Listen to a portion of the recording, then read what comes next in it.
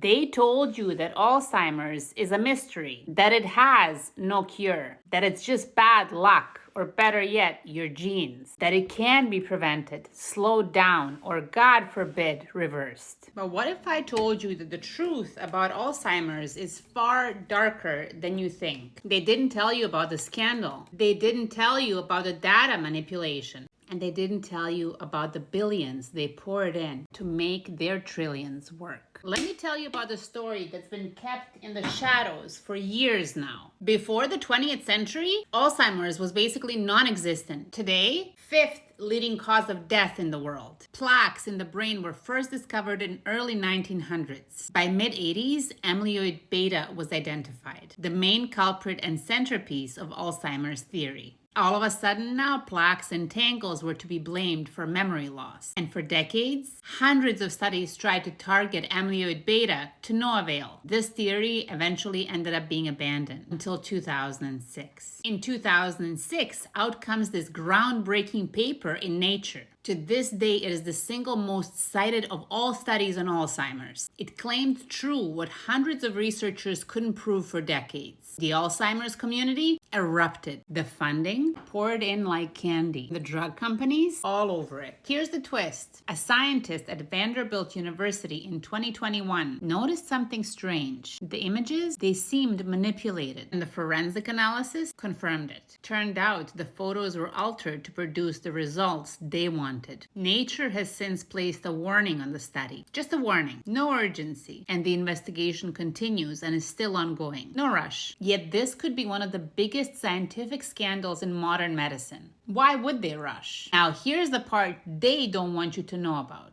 Alzheimer's is not primarily a brain disease. It is a metabolic disease. More accurate way to call it would be to say that it's type 3 diabetes, because brains of Alzheimer's patients can't properly use glucose for energy. What do you think is driving that? Sugar overload, processed foods, inflammation, sedentary lifestyle, toxins. Here's the kicker. Statin drugs that lower cholesterol. Your brain is made of fat and cholesterol. You lower cholesterol, you starve the brain. You starve the brain, you get memory loss, confusion, brain fog. Sounds a lot like Alzheimer's symptoms. What about that statin use? It's exponentially increasing. When Alzheimer rates were low, hardly anyone used them. You'll never hear that. Why? Because fasting, walking, and healthy eating are free. They sell drugs that create problems, care homes that sedate, doctors that prescribe. Because the reality is, it's not about curing you, it's about billing you for life. Now you know the story they never wanted you to hear.